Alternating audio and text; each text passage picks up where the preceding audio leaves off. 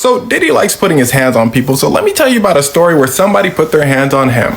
See, Diddy had a problem. It was a dark and stormy night, maybe, and he found himself in a heated argument with a man named J. Cole. Now, if y'all don't know this by now, Diddy has a history of violent anger issues, but the issues usually last pretty quickly because nobody really wants to mess with Diddy like that. But you see, this argument was lasting kind of long. Jermaine Cole wasn't backing down. But the problem wasn't the argument itself. The problem was where he was having the argument. See, Diddy and Jay-Z were hosting an after party from the VMAs. Now, this was a very professional party. Beyonce, Jay-Z, Rihanna, everyone is there. They're promoting their drinks. Then enter Kendrick Lamar. He walks in to see his buddy Jermaine Cole arguing with Diddy. Diddy walks away. Then Kendrick finds out why they were arguing in the first place. It's the same reason why Drake and Kendrick Lamar was arguing. Because of Kendrick Lamar's verse on a song named Control. See, what Diddy and Drake have in common is they're known to be very sensitive. In this verse, he says he wants to take on all the rappers in friendly competition. This pisses Drake off, and that's what led to their feud today. He also says that he's the king of New York. Now, Kendrick Lamar is a diabolical supervillain for saying this. Now, if you're from New York, you already know how big of a deal this is. Saying you the king of New York goes back to the Biggie Smalls, Jay-Z, Nas era. It's not to be taken lightly. Kendrick Lamar is from Los Angeles, California. So saying that is kind of like an insult, but he was so good in the verse, he kind of got away with it. He said, I'm the king of New York and the West Coast. One hand, I juggle them both. People had to go, But Diddy said, psych, you good. Yeah, I forgot to mention that Diddy was a part of this king of New York era as well. In fact, this is how his whole career started. He discovered Biggie. Now, here's where things start to get wicked. Dranks is being drunk. Drake is performing on stage. Diddy sees J. Cole and Kendrick sitting next to each other. He goes, oh, cool. Both my ops in one location. Diddy walk over and say, now it's all quiet over. J. Cole stand up and say, who quiet? Diddy go, God damn, security. Don't he look taller than the pictures? Lord. Jermaine go, yup. Fayetteville hood, baby. And at this point proceeds to talk crazy to Diddy. And these boys going back and forth. Jay-Z looks at J. Cole manager like, J. Cole manager go, and these boys are getting loud. Apparently Beyonce freaking out, telling them to calm down. Rihanna going, hey, yo, Drake slowing down his performance. At one point, it's then said Diddy tries to spill a drink on Kendrick Lamar. J. Cole grabs his hand like, hold on, little boy. And then boys start going at it. It was chaos. Jay-Z grabs Beyonce to move her out the way. Bottles flying everywhere. Crews start jumping in. I assume Kendrick Lamar is standing in the back going, Jay-Z's guy, Emery, hops in and grabs J. Cole because he thinks J. Cole is doing something to Jay-Z. And I'm sure you can guess why they had to grab J. Cole and not Diddy. Apparently Diddy got a two-piece Southern style. Diddy's security guards then escort J. Cole out. Now I know what you're thinking. Uh-oh, J. Cole is in trouble. And wrong answer. See, Jay-Z walks back over upset at Diddy, telling him, hey, yo, that's my guy. Oh, I forgot to tell you. The first rapper ever signed to Jay-Z's label was J. Cole. He tells him, what are you doing scrapping with these young kids during our event? Think about it. This is right after the VMAs. Stars are here. Journalists are here.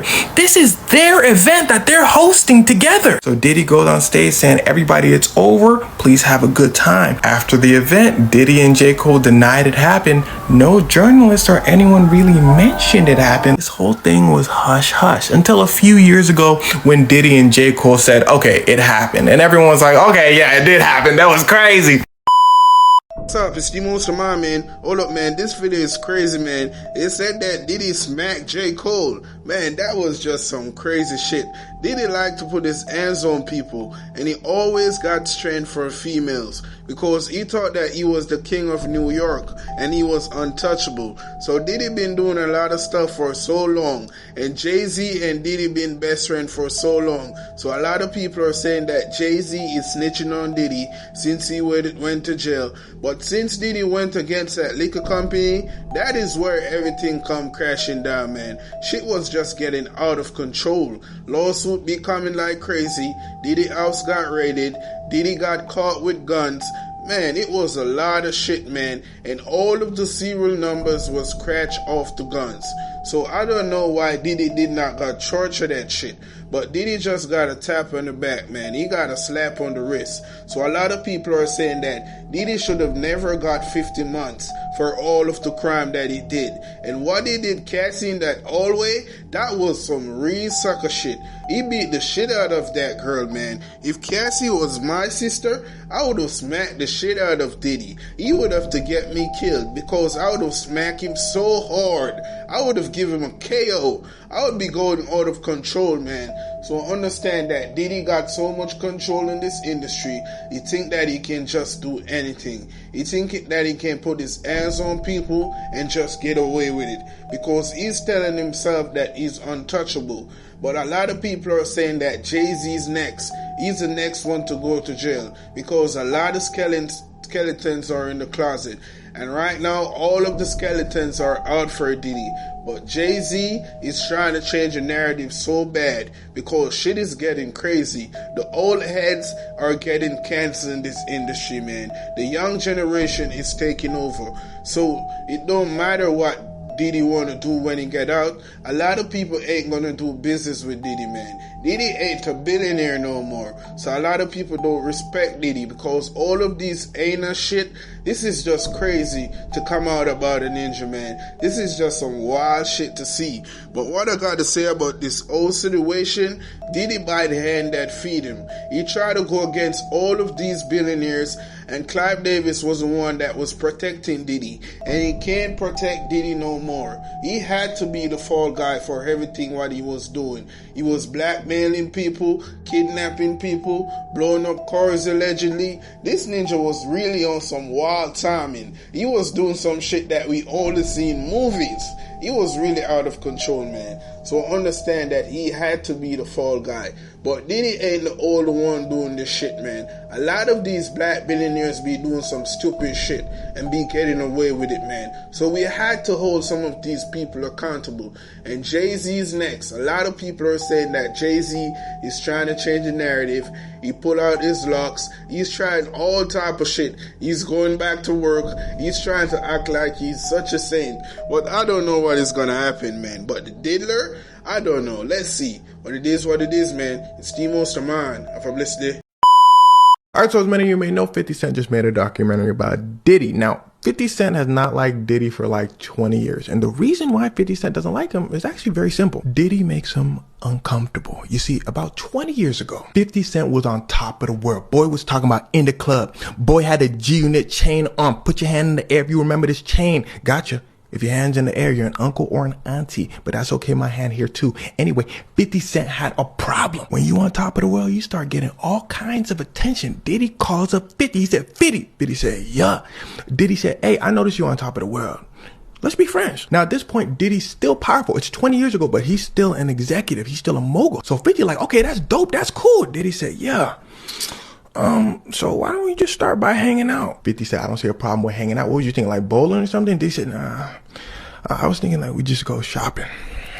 Now at this point, 50 Cent didn't have any problem. They just going shopping, whatever. But it's what Diddy said next that shifted things a bit. Diddy said, and I'll pay. Now, this may seem small to some folks, but here's where things actually start to get wicked. Because there was something in how Diddy said, I'll pay that made 50 Cent uncomfortable. 50 Cent said it was like Diddy was testing the waters. Like seeing how far he can go with 50 Cent in a sense. Let me buy this watch for you. Let me put that watch on for you, Daddy. Me saying daddy was not an exaggeration because Diddy has never hid the fact that he likes to see how far he can go with people.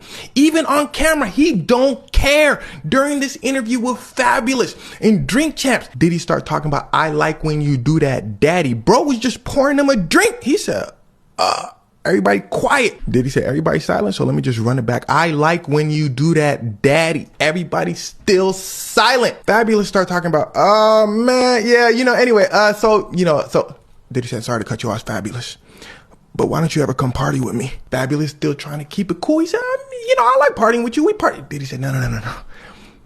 I'm talking about party, you know what I'm saying? And as if people weren't already uncomfortable, Diddy brings down his glasses and he's saying, party, you know what I'm saying? They say, yes. Now, they didn't say that part out loud. They were quiet, but this is Diddy. Y'all not watching his interviews closely enough. Don't watch them. They'll just make you uncomfortable like 50 Cent was. And the thing about 50 Cent is he gonna let the world know how he feel about you, and he gonna feel that way about you for life. So after that phone call with Diddy 20 years ago, 50 Cent has been saying, yo, y'all gotta look out for Diddy. He made me uncomfortable. So it should come as no surprise that 50 Cent released this documentary about Diddy. He's kept the same energy towards him for 20 years.